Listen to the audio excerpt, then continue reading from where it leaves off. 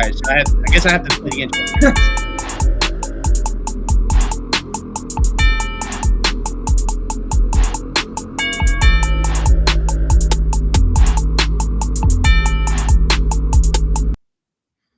All right, let's see here. Let's go in and all right, get a layout.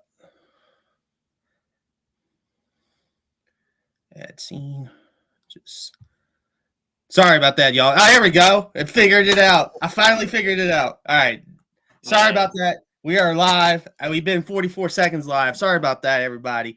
This is the first test of the Ellis highlight reel.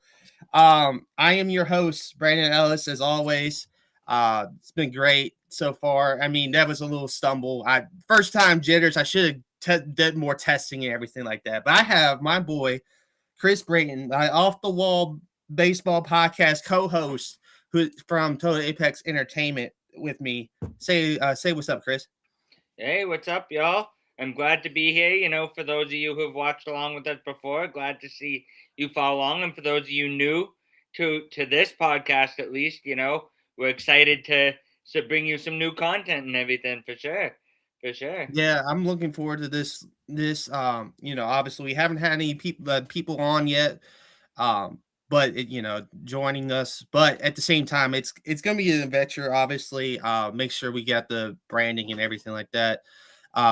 If we get the views, we get the views. I'm just doing it for the fun of it, mainly, and showcasing my talents, and everything like that. So the views come, the views come.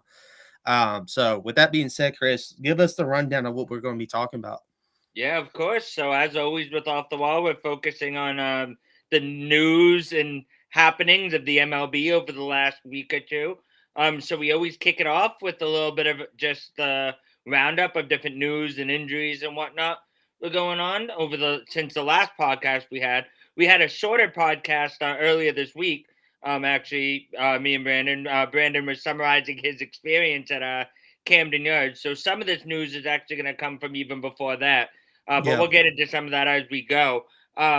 I'd say the first piece of news, sort of the biggest piece of news that we've had over the last couple weeks, was the leaked numbers from the CBA proposal that came out. And there were some concerns there for sure. Mainly the two big things that came out, was the numbers for what would be being proposed as a salary floor and then a salary cap. The salary floor being around 170 million and the hard cap being around 250 million.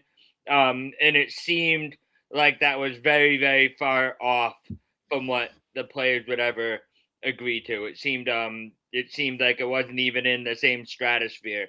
And in fact, the current interim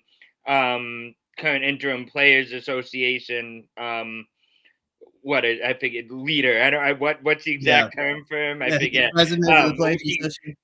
yeah, whatever. He's like third in line now at this point because of all the other controversies that have happened, right? But anyways, he came out and said that this was actually a further apart proposal than 1994 was at that time, and of course we know that year they had the entire season got lost that year, and so that's not overly encouraging for sure. What are your thoughts on that, Brandon? Do you think? I mean, it seemed pretty clear at this point, unless a miracle happens, that there's probably going to be at least a delay, right? But what do you think that these numbers sort of show right now? Yeah, I think right now the numbers are concerning for baseball in 2027. And the player and it's when the comments were like the offer was like not even close to what they are wanting. It's like, yeah, it's definitely not looking great. Now, granted, it is early in the negotiations and stuff like that, so there's plenty of time to turn it around. But at the same time, during the season, it's tough for these negotiations to be going on, and I think most of the conversations going to be happening in November and December, and that's like the time crunch of that because of the winter meetings and stuff like that. And you would hope they would get it done before the winter meetings, but the winter meetings would probably put a lot of pressure on the situation. So with that being said, I think I think we're a strong 80% right now heading into a strike of some sort in 27. I think it's going to be 80% chance that a strike happens. And that's just my prediction on it. I don't have the exact science on it right now until we hear more about these negotiations. But so far, based on the reactions of the Interim Players Association president, not looking great. So right at the moment. So Definitely with that not. And being that would just, we're talking purely salary cap and salary floor. I guess there were some other proposals that came out that were concerning on the players as well. I think they said something about this proposal they'd lose like 50% of their pay. I don't know how they came up with that number exactly, but it was some like very high number. And the players association basically came back and said a salary cap is a no, like it's not happening.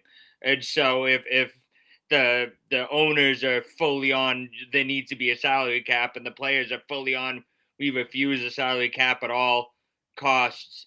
That's certainly not not ideal. There's not a lot of bargaining to go on there.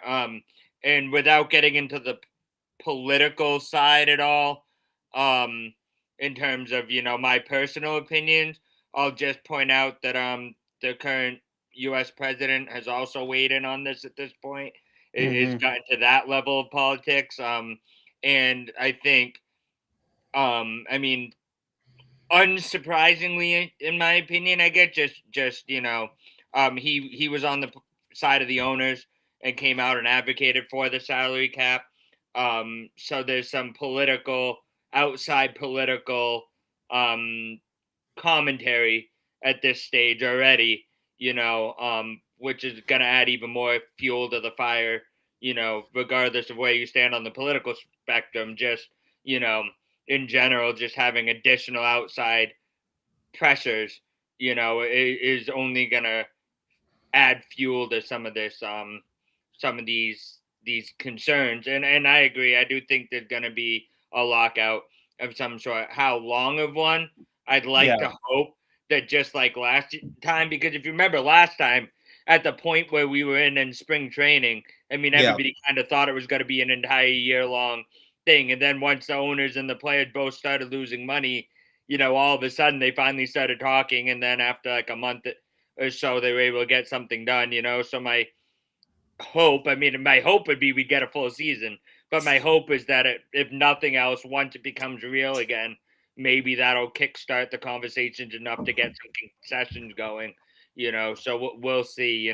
But I certainly Yeah. don't think it's you know, Another it's one of my concerns is too with the lockout and everything like that, because remember in 2020 we almost not didn't have the season at mhm, all, and it was like around that 2020 season there was another discussion with the players and everything like that. mhm, They got the season in the 60 game season down to the wire kind of a deal mhm, to get it started and everything like that. I think what was it, July, June, something like that when they mhm, started that 60 game season, I think it was, or something around August. Maybe it was around August.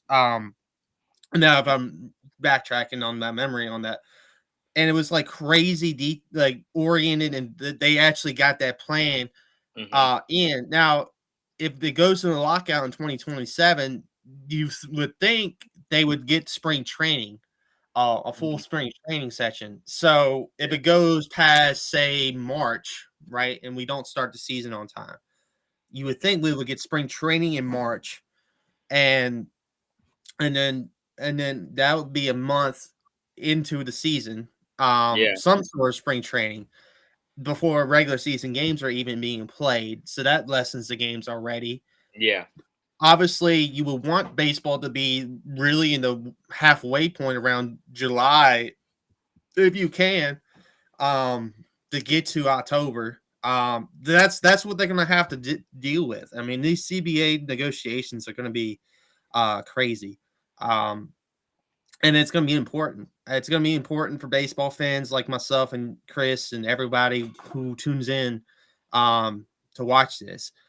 Um, it's going to be important because we love going to the ballpark. Obviously, I highlighted my trip to Camden. I'm looking forward to going back in July when the Orioles play the Royals, play Bobby Witt, and hopefully everyone's healthy for the Royals and the Orioles in that matchup in July. But going there and having fun and having experiencing summer baseball won't be the same if it's a full season lockout like the 94 season. For sure. Um, and it's looking like it's leaning that way. It could be a full season thing if it doesn't turn around by the end of the year. So we still got time. I love the CBA discussions. We'll probably have some updates on that Yeah. here on the off the wall as it goes. But let's get into Christopher Sanchez. Mhm. Christopher Sanchez was dealing in May, was probably the best pitcher in May.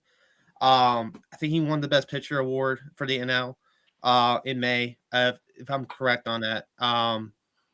Yeah, I think I'm correct on that. It was him between him and Mizorowski because Mizorowski was filthy in May as well. But Sanchez was dominant. 50. He ended up he broke the record of the Phillies scoreless inning streak, like long time records. Like the thing since 18, it was like the 1900 record or something like that. That he broke like 1908. I think the record was before that. It was like around 40. He got to 44 and then got to 50.2. I think he ended up with before the Padres scored on him earlier this week. Mhm. Um, and which I think that was like an interesting play too because it was close at the plate. They almost got him out at the plate. Mhm. Um, would have kept it alive if he got out, but if the runner got out. But your thoughts on Mr. Sanchez? Did he make the Cy Young race with him between him and Mizorowski interesting? I Do you think think? he does. And what's so interesting about Christopher Sanchez, I feel like, is despite how phenomenal he is, and he's on a team that should get a decent amount of publicity, right? The Phillies are Right. not, I mean, they're not like New York necessarily or LA, but they're certainly a big name franchise that's expected to have been doing well this season and make the playoffs and potentially make a good playoff run, right? And I feel like he's not mentioned very much, in the grand scheme of the league, and I feel like he goes a bit underrated, under the radar, even among his own team. I feel like, up until now, given, the age as Nolan Wheelers have gotten older and stuff, but up Mhm. until then, I mean, they were the names for the Phillies. Those were the two names that came up first, right? And then even, when Painter was coming up, he got a lot of publicity. And I think Christopher Sanchez has sort of slid under the radar a bit, and I don't know if that's fair to him. I think when people hear his name, they don't associate him as one of the best pitchers in the league, but he is, and Mhm. he keeps proving it. At the end of the day, as a pitcher, your job is to get outs and keep runs down, if not completely eliminated. And he does that arguably better than anybody. Certainly over the last 50 innings, he did, I Mhm. mean, he Yeah. did the job that he was asked to do. You Mhm. can't ask for anything better than that. And Yeah. so I definitely think he should be up there. I mean, I think guys like Mizorowski who hit 103, 104, they have those eye-popping numbers and stats. I think they tend to get the attention, the Paul Skeens of the world, Mhm. as well, tend to get that attention, you know. But I don't think that's fair to Sanchez. I would argue I think if the season ended today, I would give it to Sanchez. Truthfully, as far as Cy Young, I don't know if he'd get it. I mean, Mizorowski certainly has a quite an argument as well. There's no question about that right now, but I think he should certainly at least make a competition. I love what he's doing. I love seeing it. Yeah. I understand. I 100% agree with that because I think Sanchez is. I think he's my favorite after May Hmm. to win the Cy Young because Skeens kind of fell off a little bit. I think Mezorowski is going to give him a run for the money in the NL. And it's close between them two, but I would favor Sanchez a little bit because of what he just did with that breaking that long time Philly mark, and not even like Cole Hamels or like when you think of the pitchers that the Phillies have had in their history, and the record went back to all the way back to the beginnings of the franchise, Mm-hmm. and then Sanchez breaks it. Yep. And then he's the first lefty to get to the 50 scoreless innings mark ever of the three, and the other two, I think the other two, or Hershiser and Mm-hmm. I can't remember the other one off the top of my head right now. Were both righties. So Yeah. so it's crazy that a lefty is dominating the way Sanchez is, and I just think Sanchez is one of those guys that does what he can do, Mm-hmm. and I think every time he's going to get the start. I think he's going to get the All-Star nod, and I think he's going to get the start. Mm-hmm. I really do. With the game being in Philadelphia, Mm-hmm. I really think Sanchez is going to get the ball to start the game and throw the first pitch in Yeah, July. I really definitely. do. And I think And he should, barring obviously injury or some other catastrophe, he's going to win Cy Young. I think he would deserve it. And sort of, I like to talk about, that we have pitchers and then we have throwers, right? And there's a lot of pitchers that can throw, right? Yep. They've got that velocity, they throw the ball, and they've got the stuff that gets it done without like being a pitcher. I Yep. see Christopher Sanchez as a pitcher, right? He knows what he's doing, he capitalizes on what he has, and he Yep. and he he's very deliberate in how he pitches and where he pitches to his spots and all that. And not every good pitcher can even say that. You know what I mean? It's Yep. not just a bad pitcher thing. I mean, I'd say Hunter Green, for example. I mean, obviously he's been in and out of injury also, but I'd call him a thrower. I don't Yep. think he's a pitcher. I think he's a thrower. He's put up great numbers because his stuff was electric. He's had Yep. seasons where he's put up some really good numbers, but I don't see him as a pitcher, right? He just Yep. sort of throws it. He's not always sure where it's going, but he gets it Mhm. done because his stuff is good, you know. I And think I would put Miz in that category right now as a mhm, thrower, like you said. I would yeah, put Miz Orowski as a thrower at the moment, mhm, just because this stuff is so great and it's yeah, working. I think he can develop, like Miz can develop into a pitcher. I would actually put. I hate doing this as a Paul Skeens because Paul Skeens is I think one of the best young pitchers in the league, but mhm, at the same time, I don't think he has moments where his stuff don't work. He just don't know what to do like a Sanchez. mhm. And I agree. I think that I just hate saying that about the guy, about probably the best young pitcher in the NL right now is, in Mhm, my opinion, is Paul Skeens, like we've yeah, been talking about. Um, but at the same time, when his stuff is off, he gives up 7, 8, yeah, sometimes 10 runs mhm, in a start, and it's not his his just he just mhm, doesn't have his stuff that day, mhm, and everything. So that's where I'm at with the Paul Skeens of it mhm, all in for that sure. discussion. And where you talk about Sanchez, and he's developing to Mhm, pitching and learning how to like sequence. It is mhm, very important now for the young people out there, like the Clemenses of the world and Martinez's and all these guys, in the 2000s and late, 90s had the sequence. Randy Johnson had great stuff, but he had the sequence. mhm, Maddox had the sequence. Tom Glavine had the sequence, and they were mhm. great sequence pitchers and knew how to pitch the game of baseball. And that's And why so now, many now of it, those guys went deep into their careers, into their 40s, even when their stuff diminished, they were still getting the job done, right? exactly, Yeah, 100%. I agree with exactly. that, you I know? mean, that's where I was going with it. They went long term career wise. Like Clemens pitched for over 20 years. Now I know he was probably doing steroids. Um, Mhm, But that's the thing. Like Clemens was like probably what like a pitcher's career would, if other than the steroids part of it, is mhm, what a pitcher wants. yeah. Johnson, I would say the same thing. Like Johnson had a long career, Yeah, he and went to age, Randy, what, 42, 43, right? yep, and he was Yeah, throwing. He was still throwing high 90s at the end of his mhm, career. yeah, Um, but he was throwing 100 when he came in. mhm, And then but at the same time, like Randy Johnson is one of those stories when you look at a pitcher at a height, like a tall height, like Sanchez is close to the Randy Johnson height, so we'll compare the mhm, two. Um, both throw lefty. Johnson's the better pitcher of the two. I'm not comparing like talent wise. I think Yeah. Randy Johnson is by far better pitcher than Christopher Sanchez. Mhm. Now, Christopher Sanchez is getting to that point, in my opinion, and everything. But at the same time, for me, it's just when you look at the details of of everything, it's just one of those things where the details come in, and Mhm. Randy Johnson is probably the probably the greatest. I think one of the greatest pitchers I've ever seen is Randy Johnson, Mhm. and then Pedro Martinez, then Roger Clemens, Yeah. ever. And that's how I order it by the three of them, and then I have the Braves guys: John Smoltz, Mhm. Greg Maddux, Yeah. Glavine, wherever you want to Yeah. put it. And those three Braves guys are the definition of pitching without the greatest stuff. Like I think Mhm. Smoltz had the best stuff of the three of them. Yeah. Um, I agree. he had the best stuff of the three of them. He can get the mid 90s, high 90s fastball. The curveball was electric. The Yeah. changeup was electric.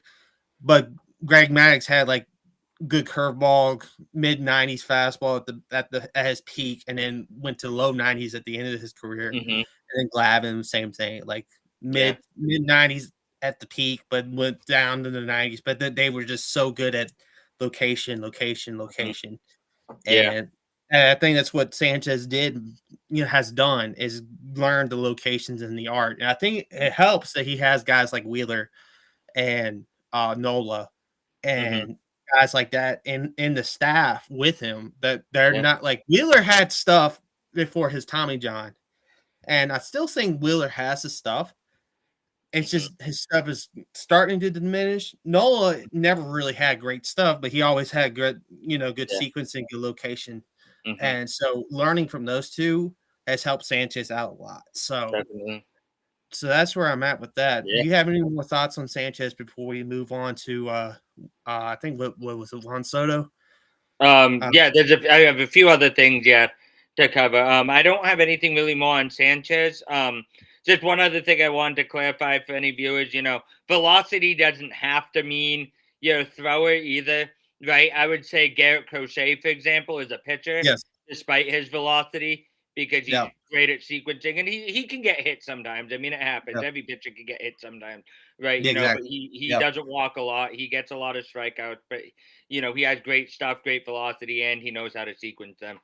So velocity in and of itself doesn't necessarily mean you're a You're a thrower, but it's thrower. what you do with that velocity that Yeah. defines it, right? And Exactly. speaking of Mizorowski, actually, really quickly, just wanted to touch base on something that happened with him this week, where he ended up going 7 innings, got his last 2 Ks in that game, but he actually waved off his coach, Mhm.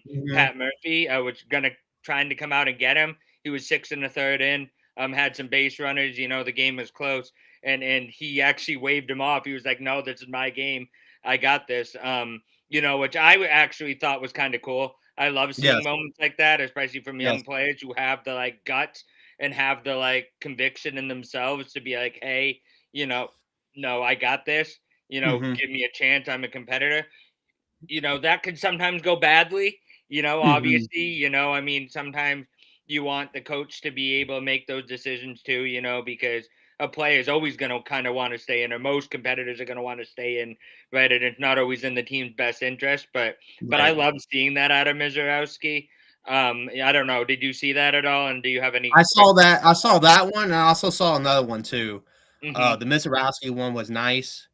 Yeah. It was great, but the one that really connected with me was Bradish and his start Yep. at home earlier in the Mm-hmm. week. Did the same thing. Yep. He got out of the jam. Craig came out, was going to get him, and he got out of the jam in the early. I think it was against. Was it against? No, it was the Sunday game against Toronto Yeah. in that series that I highlighted. Mm-hmm. Bradish did similar thing. Yeah. And kept stayed in the game, got the last out, and everything like that. And um, Mm-hmm. all right, did he get? He might have got pulled in the seventh. I might be Mm-hmm. wrong on that. I'm trying to I'm getting hazy on the details of that Yeah, sequence I hear you. because I remember he stayed in, and I think he did get pulled in the eighth. I think it was, or at the Okay. end of the seventh, or something like that. But I saw Bradish did the same thing for the Orioles, but I think Mizorowski was more impactful because it was 2 Mhm. outs left that he had to get Yeah. and, Yeah, and got they were him, both and strikeouts. They ended up both strikeouts, yep, which is cool yep, too.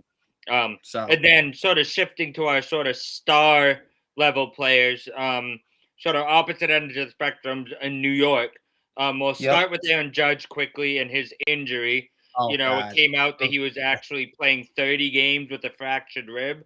Um, and and since still then hitting the he's home been run like out. he was. Mhm. Yeah. Yeah. So he's out now. Obviously that has a major impact on the Yankees offense. Although, they lost the first game to the Red Sox and now today won their game, you know, pretty handily. But I mean, Yep. that's to be expected with the Red Sox, although they are a better road team. I have thoughts on the whole, there was some conversations there with the Red Sox and some quotes that didn't sound so great Right. coming out of the locker room as far as why they struggle so much at home. I'll save that for another time. But how long do you think the Yankees can carry on without Judge in the middle of that order? And sort of be able to hold where they're at because they're still competing with the Rays at the top of the division, Yep. right? So, Yep. Well, where I'm at with that, right, the Orioles and Blue Jays are fighting for that third wild card right now. The Blue Jays did take 2 of 3 in that series against Baltimore to and over the weekend. Just shifted to that for a second, and I think the potential of one of those teams catching up with the Yankees is slim.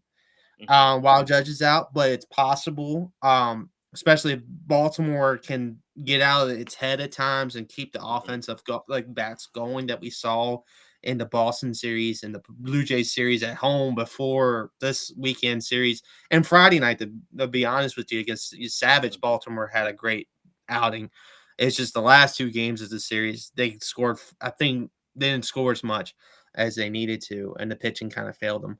But going back to Aaron Judge, and the Yankees themselves, I think if Bellinger keeps on playing the way he's been playing, I think they'll be fine. mhm.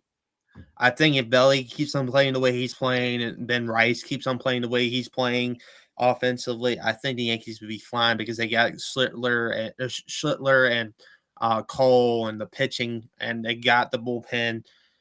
They got the team to maintain the 4 to 6 weeks diagnosis of this rib injury that Aaron Judge has. Now, granted, it really does open up the MVP discussions too. This Aaron Judge Mhm. situation, it really does because he's probably not going to win it now with this, missing almost 2 months. Yeah, Um, absolutely. so it's crazy. We're gonna have a new AL MVP Mhm. uh this year. Yeah. Now they could probably still give it to a Yankee. It's possible. Yeah. Um, I would like to see like a Junior Caminero get Mhm. mentioned in that Yeah. MVP discussion. Based on how he's been playing. I would like to Mhm. see a couple other guys too Mhm. get mentioned up there in these MVP discussions because like the Rays, like especially on the Rays with Caminero, they've been playing well and he's been their best player other than Simpson. And I just don't think Chandler Simpson's gonna get enough No, love the type because of of the way game he that he plays. plays doesn't usually get recognized for that type Yeah, of vote, especially in the current era, where yeah. home runs Either reign yeah, supreme. yeah. Oh, either Caminero or Rondo. Those are the two I Yeah, think from the Rays that could yeah, push up there now with Aaron Judge being out. Obviously, yeah, Vladdy gets his power numbers going. But Vladdy's had a low power number in the year. Like I found that shocking when I went to Camden. I saw he only had like 3 home runs on the yeah, scoreboard. I'm like, Vladdy only has 3 home runs this year. That's yeah. crazy. I know. Um, There's been a so lot of players that have been having some pretty down years, in yeah, terms of, power numbers at any rate. yeah, yeah, Vladdy being one of them, Bichette yeah. obviously has not worked out for the Mets at all. No, Um, no. and several other guys, and there could be some sleepers out there for MVP too. If Yep, if voters want to really look at some teams that have surprised, a team like the White Sox, you know, could get a player get some votes there, or like the Oakland, sorry, the Athletics, no yep, town associated Athletics. if they obviously Seattle's been sort of having a much better, last week or so. So they're getting back in that race. But if somehow the Athletics hung on, maybe if some voters could look at a player on their team and see, if anybody deserves it there as well. I could see Yeah. somebody like that, popping up and getting sort of the underdog story to become an MVP as well. And then on the flip side in New York, was Juan Soto, the superstar for the Mets, $765 million man, not running down the line on one of his ground balls to second base, essentially to second base, right? And the second baseman bobbled it, and Juan Soto decided not to run and ended up out by about a half a step or so, Yeah. on that after the bobble. And if he had run it out, he would have been safe. And not only that, but it would have scored a run for the Mets. So not only would the inning have not been over, but they would have scored a run, and who knows what could have gone after that. And for a team like the Mets that's really struggling to try to get back in it, those are costly errors. And this is not the first time Soto's been called out for his lack of effort, in with the Mets, this year alone. He's been caught a lot of times not running down the line. He's had some lackadaisical defense at times as well, some poor base running, but it just seems like his heart isn't fully in it, or he's not fully committed, or I mean, I don't like to call players lazy. Anybody who's playing in the MLB at this level, has commitment. Like, they clearly are not lazy people in general, but I don't know what's going on with him, and you can't, that's the type of thing you can't have from a leader, right? You Hmm. you're leader of a team like that, which he may not have intentionally volunteered himself for that position, but when you're making 765 million a year, you sort of become a de facto leader, right? You kind of have to become a leader if you're, the superstar, right? And sort of other players see the big guy not giving the full effort, right? And it sort of it spreads to them too. Yeah. I mean, I don't know. I mean, I'll admit I don't remember, fully his Yankees tenure. I certainly remember a little bit more about his Padres tenure and his national tenure, but I didn't watch them all the time either. So I don't know if this has been an issue his entire career, Hmm. but from what I remember, this seems like a fairly new thing. Like Yeah. I Yeah, don't, it wasn't an issue in DC. I can tell you that much. yeah. It was not an issue in DC.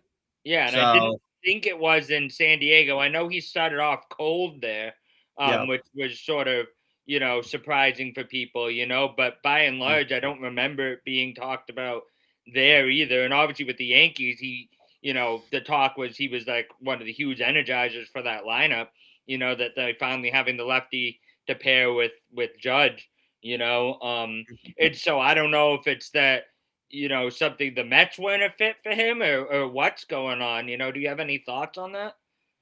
I think the Mets for me are a mess, which is unfortunate. They try to win, but they just a mess all the time. And I think Soto is starting to be this not motivated. Hmm. You can see that trying to stay healthy and everything like that. Instead, and I don't know if it's the injuries of the Mets that have caused this team to be up and down, or it's just like because I think the Lindor injury really threw off this Mets team, this Mets season more than we were thinking beforehand, and everything like that. And I think Lindor is back now, right? Is he still, or is he still out I with the injury? I think he's back, but let me look that up while you keep Yeah. talking. Yeah, so I'll keep talking real quick. So, like, Juan Soto is like one of the great players in the league, but at the same time, the effort it's just not there, like where like Mhm. it should be, and it's just disappointing to see, especially after he was a key part of that 19 Nationals team that won it all, like a huge key part, which is crazy that they won that series against Houston before, like without Bright, like when Bryce Harper left for Philadelphia, and you would think like, oh, Bryce Harper was going to win one before the Nationals were going to win one. Oh, the year after Bryce leaves, Mhm. Nationals go on that run. Yeah. all thanks to Juan Soto and and his performance, Strasburg, playing like Steven Strasburg and everything Yeah. like that. And I think it Mhm. was interesting to see that. So, Yeah. um, but yeah, no, I think right now I'll give an update before you give the Lindor update. Yeah. Some reason it's not live on TikTok. I was just trying to see if we're live on both platforms. We're All not right. live on TikTok, so I'm gonna figure that out. Hopefully, maybe it's just because Yeah. I haven't been approved yet, maybe by Mhm. TikTok to go Maybe. live. I think maybe that's what it is. We are Gotcha. still live on YouTube. It is live, so I'm happy about that. So at least That's one good. of the At platforms is least it's live. going live somewhere, right? It's went live somewhere. But go Yeah. ahead, Chris. Go ahead, give us Right. that. If So you kind of Lindor is still out. He'll be back in a couple weeks. So the most recent, as of 2 days ago, they said he'd be back in a couple weeks. So okay. he is still out, but he's coming back. And yeah, I don't know what's going on with them. I don't know. I mean, it almost feels like the Mets kind of need to blow things up a bit and just sort of refresh, But I don't even, it feels like, they're in a similar situation, and not to bring football totally into this at all, for our viewers, but the Giants sort of, it seems like they'll get some talent, and it seems like they'll be ready to take a step forward, and then they never quite do, or they take a little bit of a Mhm, step forward and then fall back again, and it feels like that's sort of the cycle the Mets are in. They were in the playoffs, a few years ago, and since then they haven't really been able to get back to that level. And I don't, they have the talent to do it, but they're just not gelling together, But then, like, obviously injuries are a factor, Francisco Lindor is certainly the leader, I would say, of the Mets, realistically, for better or for worse. He's had some mhm, moments where he's been a little immature as a leader, I would say, also, but he is the leader of that team, mhm, so that certainly hurts. But I just think in general something is up with the culture there, and I don't know if it starts from the front office. I don't know if it starts in the clubhouse. I don't know if it's a mix of just the players don't fully gel, or mhm. or they're not having fun, or I don't know what it is, but something's got to give. And I hope the Mets figure it out and figure out what it needs to be that needs to get shaken up, because as if they keep continuing down this path, they're just going to be mediocre again, Yeah. and that's not what they want.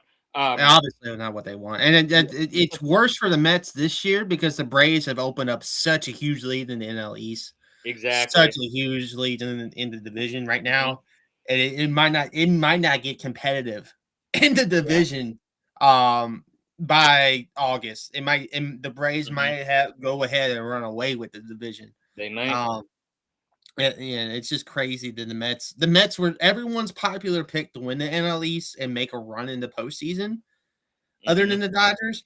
Um, but it's been the Braves and in only the Braves that have really the best shot in the NL East to make the postseason. Yeah. Um, really, we were talking about earlier in on the Total when we were at Total Apex Media, which Chris is still there. Obviously, I'm moved on to my endeavors, but when we were on that platform, we talked about the Phillies and how important May was, and that series against the Dodgers. Guess what? The Dodgers the Dodgers won that series and Yes. got the Phillies kind of out of back to be like, okay, they're gonna be middle of the road, Hmm. um, which sucks for Philadelphia fans, um, and everything like that. But I think most Philly fans are gonna be looking forward to Eagles football probably by about when training camp rolls around. And I and that's the sad part about that's the thing about them having the All-Star game. They'll have fun at the All-Star game right before training camp starts, unless they start winning right away at the All-Star break. I think everyone's gonna be shifting their focus to Jalen Hurts and what this Hmm. offense is gonna look like with Devontae Smith being Yeah. the number one and with Mekhi Lemon and Saquon and the offensive line. Like they'll be talking about football and not baseball, which sucks because those Phillies Yeah. have the talent to make a deep run. It's just I Hmm. just don't think the Phillies gonna make a deep run this year, and I think everyone's gonna be focusing on the team that has the two teams in Philadelphia that have the best chance to make a run, the Yeah. Eagles and the Flyers. Everyone's gonna be thinking about hockey and football and not baseball, Yeah. which is unfortunate, in that situation. Yeah, it is too bad. And for what it's worth, the Phillies would technically be in the playoffs if the playoffs started today. Yeah, They would be the second, the Wild card. second wild card as of right now. Yeah, Right behind which the is still Cardinals. good. They'll be in the playoffs, Yeah. but just like, knowing Philly and their expectations, they Yeah. want the World Series a bust, and I Oh, just don't think. 100%. Yeah, I 100%. just And like I said in the beginning of the year, I don't know if they did enough to really make me trust them in the playoffs anyways. I feel like most of what their previous issues were would still be there. yeah, And so, we'll see what happens there. yeah, And then really quickly, I know we were gonna move into college. Um yeah, Baseball, I was just gonna do three other quick hit moments that happened this week. We had the Shea Langlier's inside the yes, park home run. yes, We also had a home run bounce off of our buddy Joe Adele's head yep, and yeah, become a home run, yeah, um, yeah, which is very sad for the guy who also robbed three home runs in a game earlier yeah, this yeah. season. So Joe that Adele is Joe Adele will always remain a history to me. He has great moments defensively, and then he has the one like that, like Jose Canseco off his head for a Oh, homer. 100%. It's a That's total crazy. roller coaster with him every day. And then the Peyton Toll uh, interesting balk that he had, Just where he yeah, continued his throw and like lobbed it like 20 feet over his catcher's head or whatever. in the And Orioles Red then, Sox series, where I was mad when I saw that the next morning. Like, what are we? He already moved on the. What are we doing? He should be at third right now. yeah, No, we're gonna call the balk. That's yeah, like crazy. And that whole That was the thing was one game strange. Boston won the Yeah, series. and then That's the Pirates pitcher, oh my gosh, who was it? It wasn't Skeens. was it One of Ashcraft? the other ones. Was it Hmm? Ashcraft? Was it No, Ashcraft? the third one. Oh, Chandler, Bubba Chandler.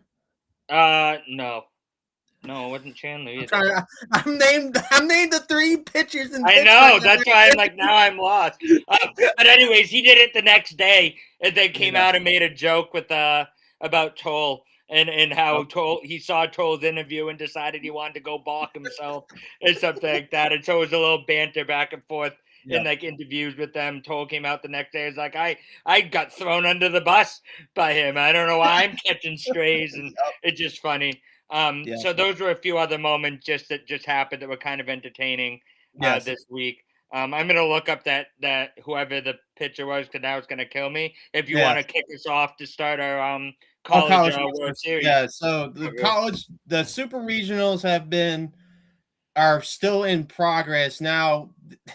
The Kansas Oklahoma super regional game, like, that will probably determine the that representative.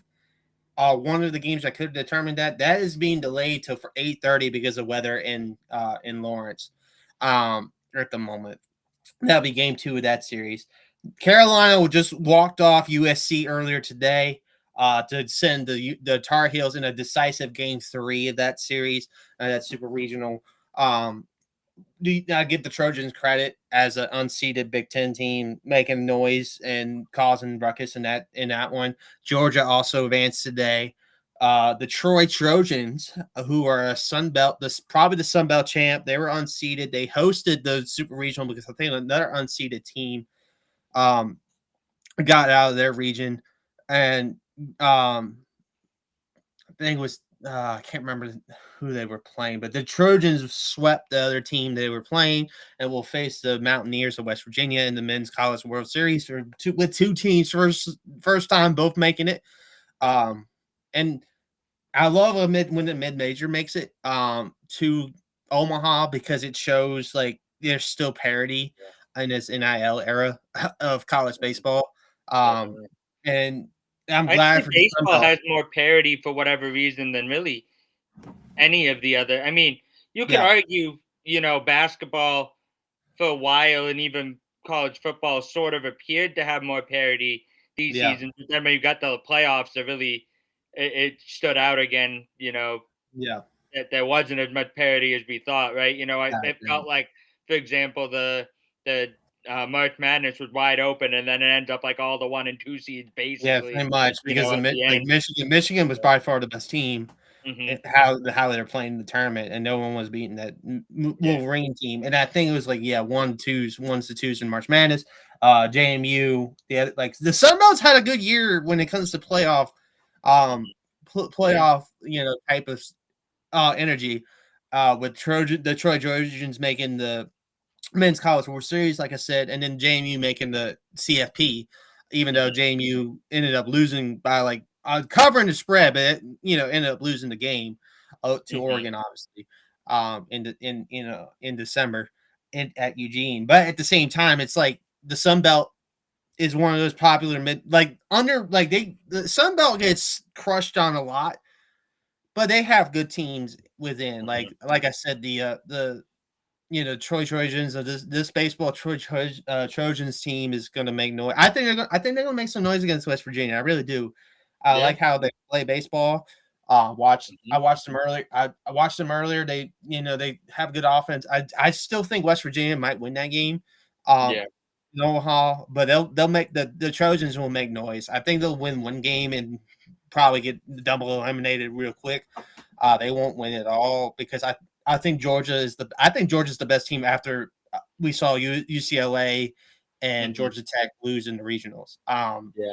Lose out in the regional, and so I think Georgia is the best team, and I think Georgia has a shot to win it all. We still have Texas due up to make it to Omaha. Texas is an interesting story as well with Tulowitzki on the coaching staff. Troy Tulowitzki, I think he's like on the coaching staff. I don't think he's the actual manager of Texas, but I think he's like one of the hitting coaches or something like that. So that's fun having Tulo there. And, he was interviewed. They did a segment on Texas, and Tulo was, interviewed, which is nice. It was fun. But let's see what else. Kansas is interesting. I think Kansas has a legit shot. Oklahoma, I think the Kansas-Oklahoma rivalry kind of gets renewed with this super regional, everything like that. So it's interesting. Omaha is going to be interesting this year. Normally you have at Omaha, you have the last few years though the 1 and 2 seed, both top seeds lost in the regionals, which I hate. The one thing I hate about the how they do the regionals and stuff like that, it's like double elimination, but you have to play it's 4 teams in the region, and you have to play each team double elimination style. So if you get to 2 losses, it's you could lose the game. Like UCLA lost the game in extras against who was it? To a Mountain West team. It was a famous Mountain West team. Was it Fresno State? It was Fresno State, I think it was. I think it was Fresno State they lost to. And that's the thing. It's like you have one bad day at the office, you're gonna, and it sets an advantage for these teams that host the regional. It should set up an advantage because all the games are played at that one venue, and the home, But the weird thing is how they do it too. Is like some of the teams that one team will play that the 1 seed will have the home game first, and then once they play that game, they'll be on the road. They'll hit first, and it's like that's kind of weird to me. I get the other teams should have a home game, and that's how that's determined. Yeah, but at the same time, it's weird because it gives those teams an advantage. Hitting last and knowing what you need in an extra innings kind of situation. And I just I don't think the NCAA was going to change it. So if you're a truist and like that format, it's going to be that format for a while unless the NCAA wants to change it. And the thing is, it's crazy that the mentality of some of these teams, I had a friend of mine. I was asking about it because Tech was in the UCLA regional and they lost to UCLA before UCLA ended up losing to Fresno State, I think it was, in that one game. No, it was St. Mary's. It wasn't Fresno State. It was St. Mary's. It was St. Mary's. So my memory came back to me. It was St. Mary's. So, anyways, before UCLA, Tech had a lead on the Bruins, and the Bruins came back, won that game, and everything. And then at the same time, it's just that one was peculiar, but that's the thing. It just shows flaws in those teams. And I think it punishes teams too for having great regular season. This format of double elimination in the regional, having 4 teams in each region, kind of punishes the teams that had great regular seasons, in my opinion, um, and everything like that. And it just Mhm. sucks. I want to see the best teams in Omaha, Yeah. like in the day, like Tennessee and Coastal. And like, granted, the Coastal Carolina teams that made runs and Mhm. won the championship were great teams. They were great Mhm. teams with players, so they deserved it. And I think Troy has great players in their team too. So don't get me wrong. I don't want the abolishment of mid majors if they have like the team to make a run, you Mhm. know, and can get to Omaha, like because I'm from like obviously I went to James Madison, and the softball team made that run in 20 and 21. It was a great run for the program. But ever since, the softball team's kind of dipped from that Yeah. too. So because of the NIL era and all this, Mhm. having to Mhm. compete with that, and it's not the greatest. And the softball team's kind of dipped in that, finishing at the back end of the Sun Belt. Mhm. Granted, ever since they moved to the Sun Belt, the softball team hasn't been great, but the baseball team made the tournament a couple years ago with the Lauder, but they just couldn't get out the region. They were in a tough region with NC State, and NC State was probably one of the best teams that year. Even though Tennessee, that's the thing that I like the SEC baseball teams have been great. Like I think Tennessee has been good the last couple of years and before this year. Obviously, with the Giants hiring their manager, kind of was a tough adjustment period for the Volunteers Yeah. and everything. And obviously Georgia this year, Mhm. being the 3 seed in the nation and making Omaha, I might make some noise. Yeah. Texas, Texas might make Omaha make some noise. Like I said, UNC making 2 of the last 3. They're a team that people should look at as well for for winning the championship. But yeah, no, Omaha next week's gonna be fun in Omaha. Mhm. We had the Longhorns winning the softball championship for back to back years, so we Mhm. could have them win for the first time since '05. Good. Um, Yeah. could have the men and both women's and both softball and baseball teams winning the championship would be Yeah. crazy in a year. I'm thinking to Georgia. I'm going to lean Georgia right now. If I had to pick a team, um, easily have like for what I saw today against Mississippi State, they were down heading into the ninth and made a rally and Mhm. came back wanting the extras. So I like the Bulldogs a lot to win the men's Corrales World Series, but another team, my sleeper is probably going to be maybe West Virginia. I like that team in West Virginia. They Mhm. they handled Cal Poly, who won the UCLA regional. Mhm. Um, could end up going to that West Virginia regional, and the Mountaineers were the 16 national seeds. So Yeah. it's going to be interesting. Interesting Definitely. week next week. But did you find that picture? Did you find that I picture? did. I did. So Jared Jones that I was thinking of. Um. Yeah. So yeah. And then really quickly, I don't have much to add from the analysis you already gave. You did a fantastic job with the analysis of college, the World Series, College World Series. But I'm just gonna throw out my pick. I don't know why. I don't really have any logic or reasoning, but something tells me UNC is gonna win it this year. So Yeah. that's where I'm going with. And they Again, have I a great don't center think we fielder. have They have a any. great center fielder. Yeah, UNC yeah, does. yeah, Great center fielder who just hit the walk off today. He had like yeah. 3 or 4 doubles before that too. So yeah, that's a good. UNC's got some talent, and I like They their do. talent. They And do. I think they could make a run to the championship. I just think if they Mhm. face Georgia, I think Yeah. it's not gonna be Yeah, great for no, them. Georgia's a good team too, for no question.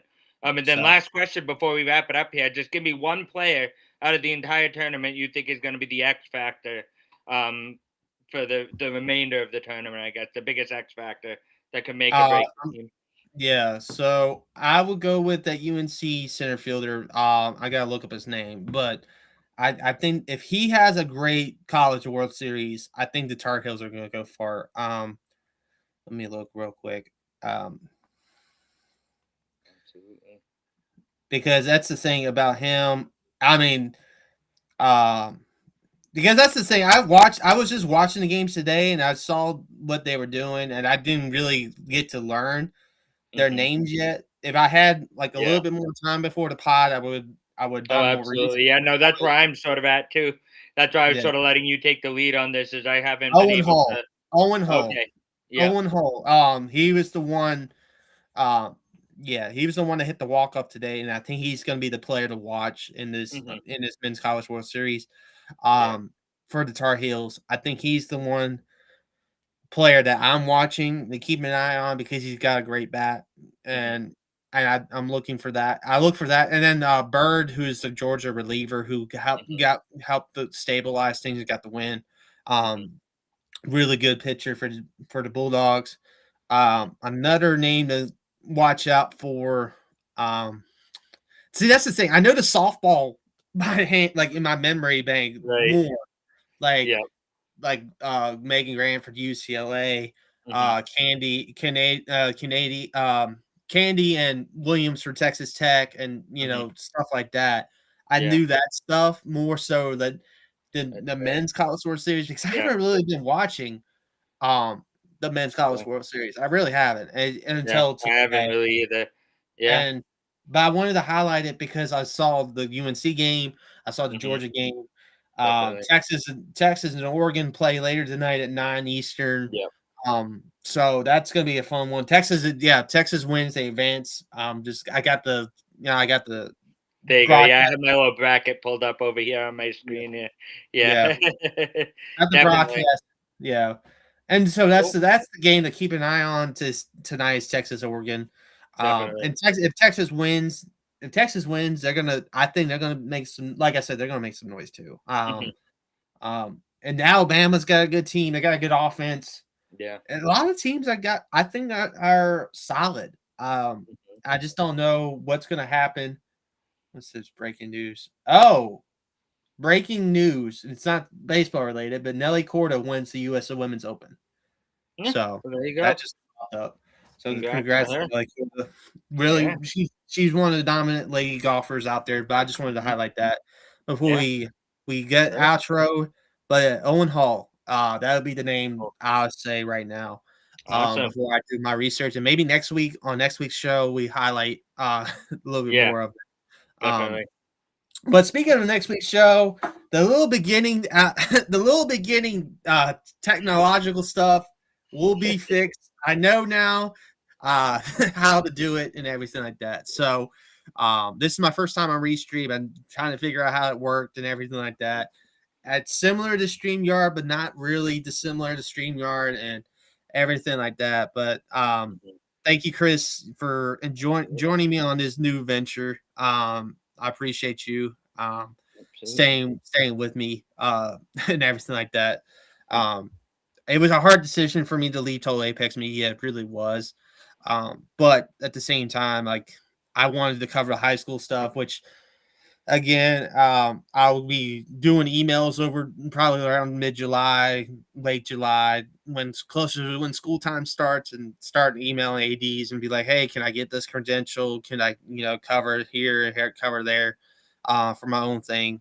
Not trying to make money off it or anything like that. I'm not trying to profit. I'm just trying to do coverage and get back to the swing of things of high school. I'm not trying to, if you want me to pay for the games to go in, I'll actually do that myself. I will Mhm. actually support the school and everything like that, the Mhm. schools and everything like that too, Yeah. um, and everything, and do that. But I think if I can get the credential, I probably can get the credential and just be on the field and stuff like that. So, um, with that being said, this has been the first real episode of the Ellis Highlight Reel Off the Wall Baseball.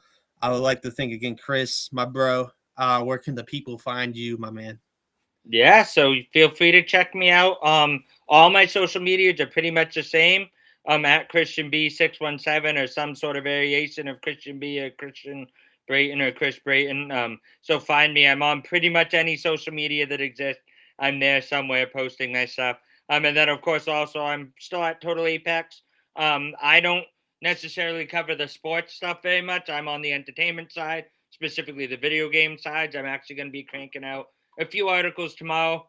Finally, hopefully, if I get my act together, so you can check those out. And then otherwise, I'll be here every week, so I'm excited for that as well. So Yeah, and I gotta crank out. I gotta get back to cranking out some articles myself on my blog at Ellis Highlight. It's at ellishighlightrail.wordpress.com is where my blog and my articles will be. I gotta get back to it. I meant to get this AJ Brown piece out last week, but I'm probably gonna get it out this week. A more fantasy minded piece with Devontae and maybe like how the move will shape the receiver room. Probably get a couple articles probably out on Tuesday.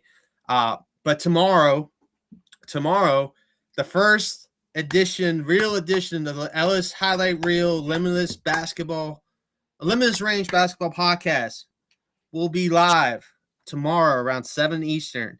So tune in. It'll be on YouTube. I don't know if it'll be on TikTok. I might just do it on Facebook, maybe. Just do it, just have something, have two streams going on that. I'm trying to figure out I think the plan is when I go to Restream Pro, I might have the plan is to have it on YouTube, TikTok, and Instagram. That's the plan. That's where the most people are at, I think. I was going to do X, but Eli ain't getting my money. I tell you that. Eli ain't getting my money unless if it's beneficial. But Eli ain't getting my money per month for a premium X account when I don't, I'll share my stuff to X, but I'm not gonna. I don't think stream on X is gonna help. Maybe it might help, but at the same time, I just don't know. I'll look into it more. But for right now, I think the plan is YouTube, TikTok, and Instagram. And the Instagram will be under underscore BLS32. Probably might change the handle to Ellis Highlight Reel. Change the name to Ellis Highlight Reel just to keep it consistent. And everything like that. But at the same time, for right now, I'll just say underscore BLS32 when I go to Restream Pro. But with that being said, everybody, thank you for joining into this one. If you watch it later, great. I know I didn't have many viewers on the live, but it's okay. I just wanted to. I'm like I said earlier. I'm doing this to do it. If y'all watch it later, that's great too. So with that being said, peace out. God bless. See y'all next week.